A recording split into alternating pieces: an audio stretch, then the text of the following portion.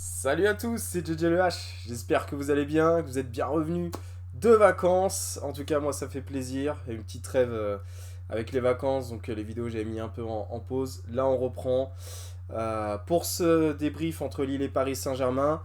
Bon, je sais pas comment vous avez pu voir ce match-là. Moi, j'ai pas d'Azone encore, hein. J'attends des offres un petit peu meilleures. On verra ce qui va se passer à la rentrée. Enfin, on y est à la rentrée, mais on va voir d'ici quelques semaines. J'espère que les tarifs vont évoluer. En tout cas, bon, bah. J'ai dû faire autrement. Je ne dirais pas comment, hein, mais je pense que pour la majorité des gens, ça doit être à peu près ça aussi, hein. Dites-moi en commentaire si vous avez, si vous êtes abonné, hein, si vous faites partie des rares abonnés à DAZN. Bref. En tout cas, voilà, j'ai pu voir ce match-là. Les deux premiers matchs, j'avais galéré à les voir. Là, j'ai réussi. J'ai dû louper peut-être 5-10 minutes maximum. Mais sinon, j'ai vu en grande partie l'intégralité de ce match-là. Donc ça fait plaisir et on va en parler parce que c'était un beau match de football contre une belle équipe de Lille qui était à domicile, bon, qui avait joué c'est vrai dans la semaine contre le Spartak Moscou, qui s'est qualifié hein, d'ailleurs pour la Ligue des Champions. On a vu la nouvelle formule hein, d'ailleurs de la Ligue des Champions. J'avoue que j'ai pas trop bien compris, surtout quand on voit que le Real est dans un groupe et dans un autre groupe et va affronter, enfin bref.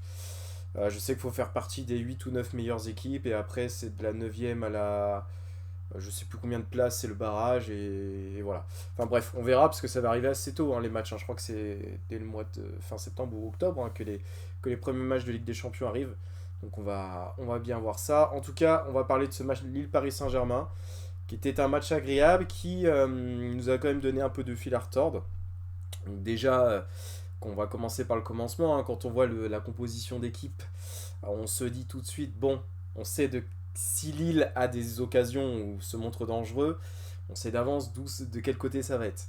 Bien évidemment, c'est du côté de Beraldo, en plus celui qui avait souffert l'année dernière contre Zegrova, ça n'a pas manqué, ça a été la même chose. Et donc voilà, on savait très bien que ça allait être compliqué de ce côté-là.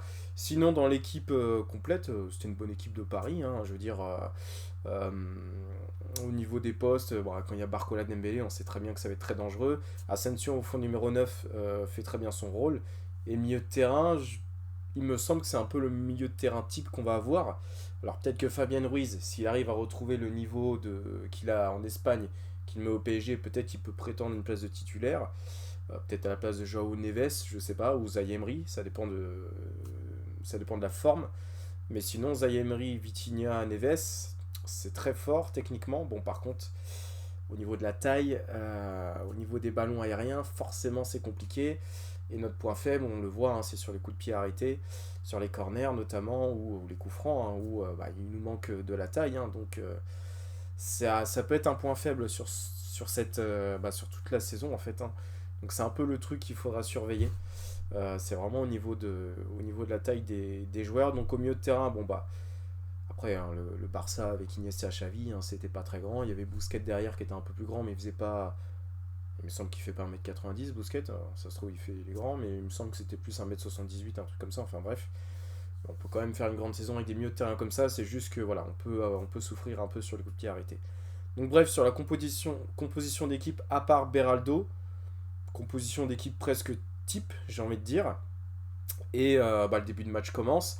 On voit que c'est un match équilibré, où Lille met forcément de l'intensité, ils sont à domicile, début de match.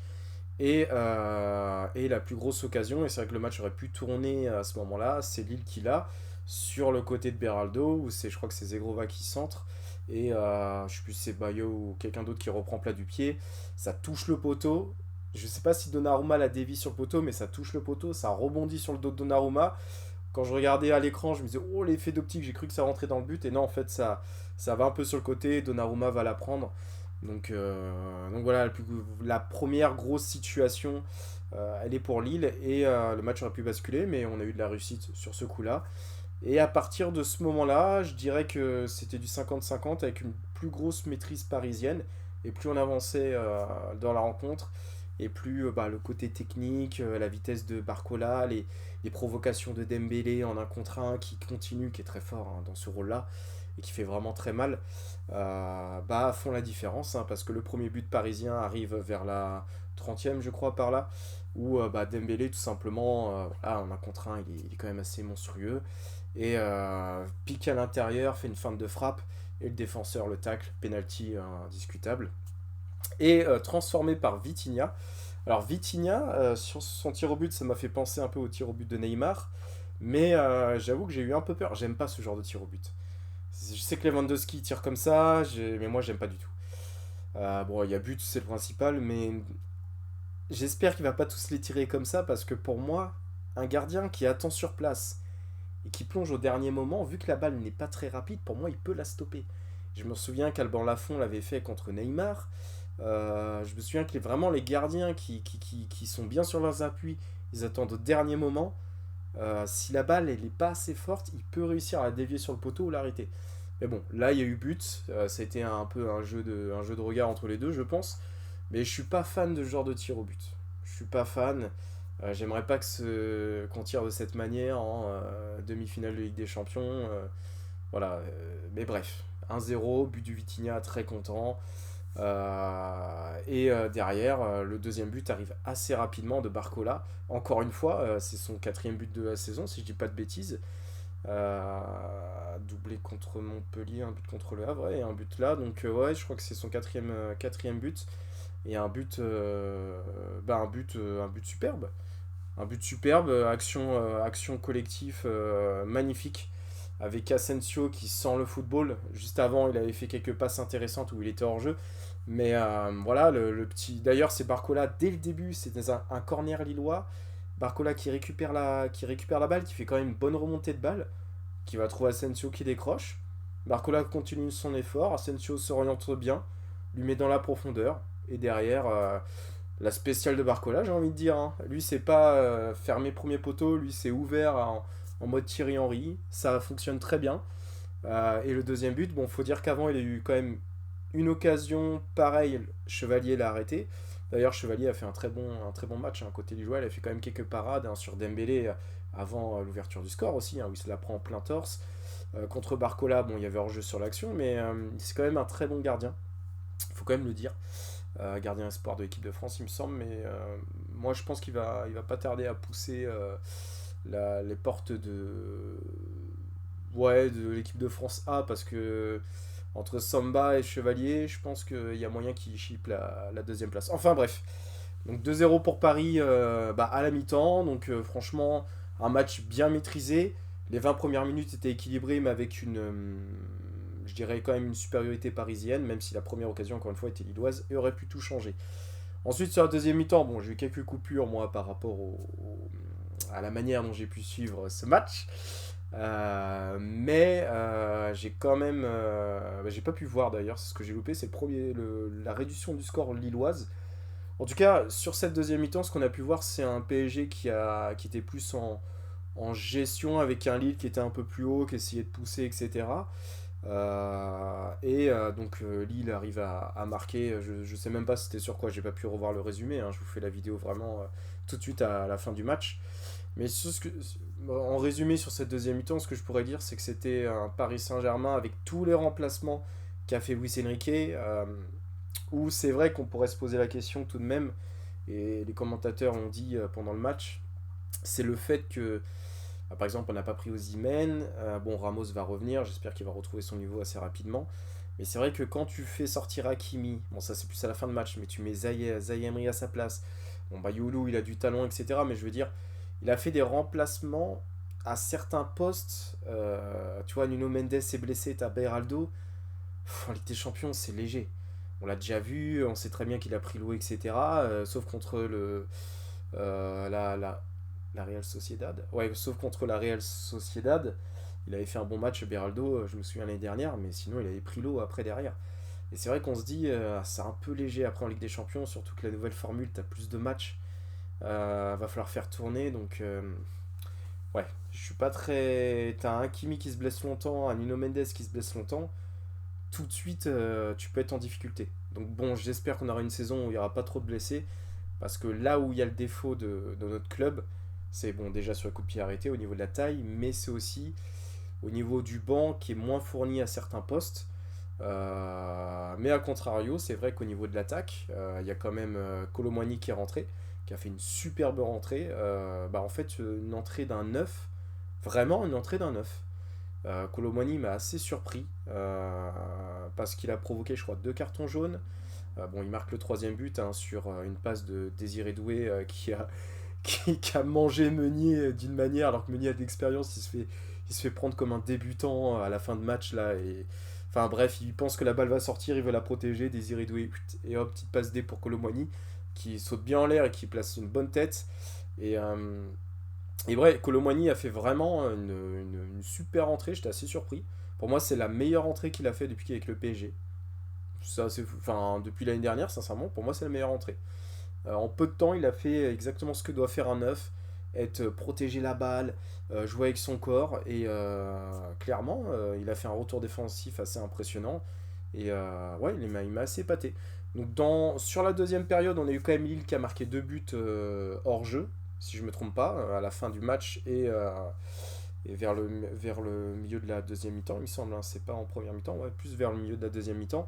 Donc ça a été un match quand même plutôt serré avec une supériorité parisienne. À la fin de match, on a vu que c'était compliqué avec tous les remplacements qu'a fait Enrique, avec des joueurs qui n'étaient pas forcément à leur poste parce qu'il essaye plein de choses. On a vu même Dembélé en neuf à un moment, ça a duré 2-3 minutes. D'ailleurs, il a quand même une situation, à un moment, ça aurait plutôt être intéressant. Mais c'est clair qu'au niveau de l'apport offensif des remplacements, Kang In-lee, la sortie de balle qu'il fait, c'est une masterclass. Où il lance, il me semble que c'est, je sais plus c'est qui, si Barcola il était encore là à ce moment-là. Non, non, il était pas là. Kolo Muani le lance, je crois, à ce moment-là. Mais bref, masterclass. Fabien Ruiz, je l'ai trouvé un peu en demi-teinte. Bon, voilà, on verra si on a le Fabien Ruiz d'Espagne ou le Fabien Ruiz du PSG qui est capable de faire des bons matchs comme des matchs un peu neutres. On verra bien. Et puis on a eu Désiré Doué, ça se voit que le mec il est motivé, de toute façon il a envie d'aller en équipe de France A, ça se sent. Et il est décisif encore une fois hein, sur sa rentrée avec une passe D pour Kolo Muani. Il se donne, donc c'est très bien.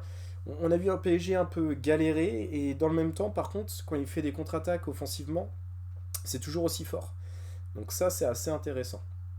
Et bon, on va terminer quand même cette vidéo par le MVP du match. Il pourrait y en avoir deux. On pourrait, parce que ça peut jouer entre Dembélé et Barcola, mais j'avoue que Barcola est vraiment très impressionnant, et en fait il est aussi impressionnant sur la partie offensive que la partie défensive. Défensivement, en gros, j'ai l'impression que c'est un Mbappé, mais qui fait les retours défensifs. En plus, il est grand, donc de la tête, il gagne des duels quand même. Si on devait comparer Mbappé et Barcola, parce qu'Mbappé, quand il joue à gauche, il joue au poste de Barcola. Clairement, on a une efficacité de Barcola, on a des retours défensifs très importants, on a un jeu de tête aussi où il y va physiquement. Franchement, ça fait vraiment un joueur complet, jeune, avec vraiment une grosse marge d'évolution. C'est clair qu'entre le Barcola de PSG Newcastle en Ligue des Champions l'année dernière, où c'est ses premiers matchs où on était dégoûté parce qu'il avait raté des occasions, et le Barcola d'aujourd'hui, il y a peut-être même pas un an entre les deux, franchement. Bah, s'il y a un. C'était quand. Enfin bref, il y a pas beaucoup de temps entre les deux et il y a une marge d'évolution assez impressionnante. Donc le MVP Barcola, mais Barcola Dembélé, c'est vraiment très dangereux. Tu mets Asensio en faux neuf, qui pue le football, qui sent le football dans la passe, dans les déplacements. C'est vraiment très intéressant. On a eu un vrai test ce soir contre Lille, qui n'est pas l'équipe la plus forte, mais qui peut poser des problèmes à n'importe quelle équipe, je pense. Et, euh, et après, voilà, on voit que le seul défaut qu'on a encore une fois, c'est le jeu aérien. Et si on prend l'équipe type sans blesser, telle qu'elle, on peut rivaliser sincèrement avec les plus grands. Mais si tu enlèves un Nuno Mendes et que tu mets un Beraldo, déjà pour moi, tu perds 25% de ta qualité de jeu. De ta. Enfin, je sais pas, c'est compliqué. Même si Beraldo, après avoir pris un jaune derrière, a fait un plutôt bon match, ou alors que je m'étais dit, bon bah, oulala, ça va être encore plus dangereux, il peut se taper un rouge, il peut avoir peur de défendre, et au final, il a été un peu plus fort. Il a fait quelques bons retours défensifs, même si quelquefois il était passé quand même. Mais c'est vrai que voilà, le mercato, peut-être qu'au mercato hivernal, on va devoir recruter peut-être quelques joueurs, parce que, ou peut-être Osimhen qui va arriver, je sais pas, hein. Parce que si on a d'autres blessés, c'est quand même compliqué offensivement. Bon, on a Kangingli, on a Kolo Muani, il y a Ramos qui reviendra. On peut encore, Mayulu peut jouer aussi offensivement.